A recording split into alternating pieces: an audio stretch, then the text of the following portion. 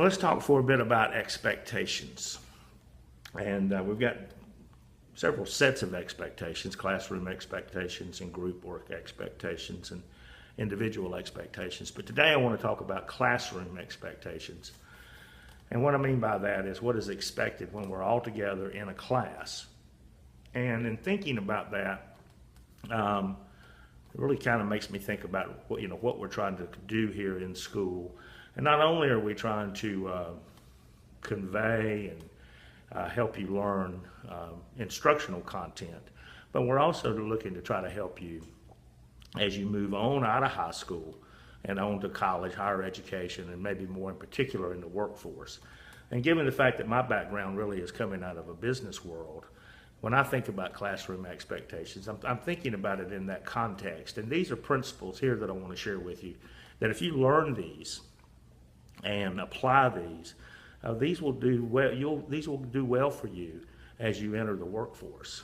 And so we have classroom expectations, and just here are a few categories. One, show up, and show up on time, ready to work, with your assignments completed, and that you show respect for authority and for others.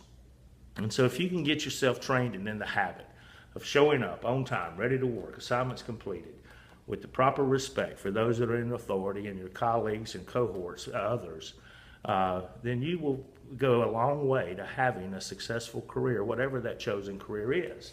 But let's talk about this a little bit further in the context of our classroom. So, showing up on time. So, what does that mean? Well, in some ways you might think that's just self-evident, show up on time. But other than maybe for first period, which we have the bell rings and you're obviously to show up on time, while we're through the day in school, as we're changing class periods, you have about 4 minutes to get from one class to the other. And so by the time that second bell rings, you are to be showing up on time. So let's get specific, I guess, with examples. And examples of some of the things that I have seen.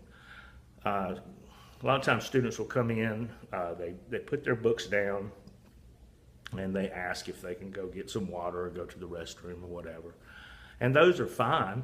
In fact, I would tell you that as long as you're in your seat, by the time that second bell rings, you don't even have to ask. You can just go. Because I get the fact that you got to get your books out of your locker, switch those out, come in, and then you've got that. But asking to go does not give you permission to be late. And so you can go ahead and go, but I expect you to be back in the classroom and in your seat at the time that second bell rings. And that's showing up on time. And so being granted permission is not the same as giving you permission to be late. And so once the bell rings and the door closes, if you're coming into the classroom after that time, then you are, without a written excuse, you are tardy unexcused. And 3 tardy unexcused in the policy that we have here at this school is counted as an absence. So you're expected to show up on time. Now the next concept about showing up, there's 3 of them. The next one is that you show up ready to work.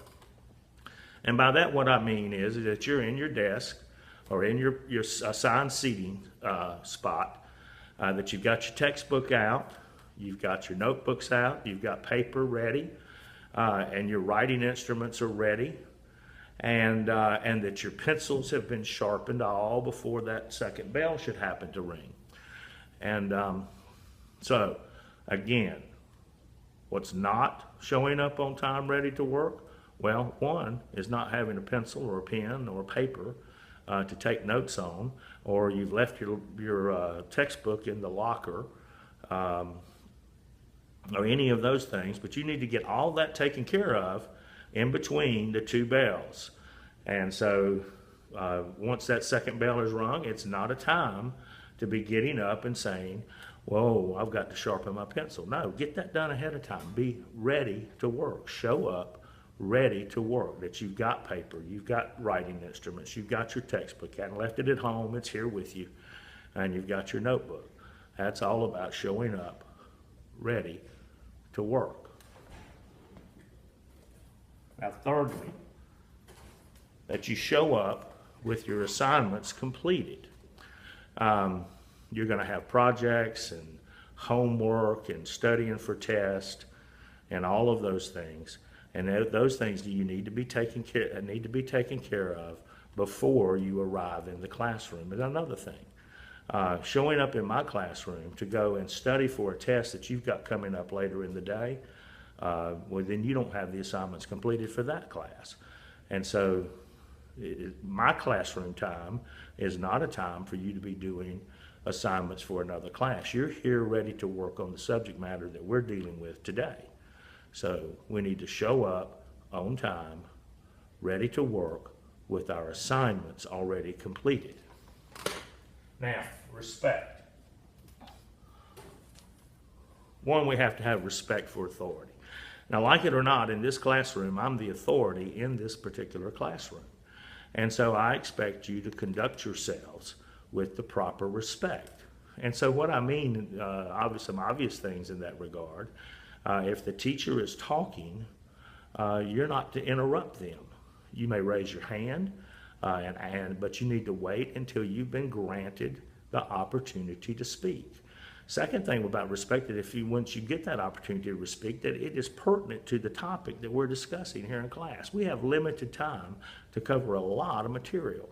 And so we don't really have a lot of time to get sidetracked off on issues or comments that have nothing to do with what we're talking about. And so you've got to show, and then that you do what you're asked to do. And so if you're asked to do something in class, if we're working on a project, you're showing that proper respect if you knuckle down and do what it is that you're supposed to do, and that you're not talking to other people in the classroom, you're not being a distraction to others in the classroom. We're all here with one focus in mind, and that is to learn. And so we need for you to show respect for the authority in the classroom, that you do what you were asked to do. And then lastly, that we have respect for others. And what I mean by that primarily, as I'm thinking about this in terms of classroom expectations, is that we are not causing distractions in the classroom that is impairing somebody else's ability to learn. And so things like talking out, getting up to go sharpen your pencil, standing up and walking across the room to get a tissue. You know, if you feel like if we're in allergy seasons and you've got allergies, going back to the show up on time, ready to work, get your tissues secured during that period of time, not while you're having to get up and walk around during the classroom. Another sign of respect is that you're respecting the opinions and the thoughts of your fellow classmates, that we're not sitting here making fun of people. There is no silly question that can be asked. Maybe you feel like you've gotten the concept, maybe somebody else doesn't.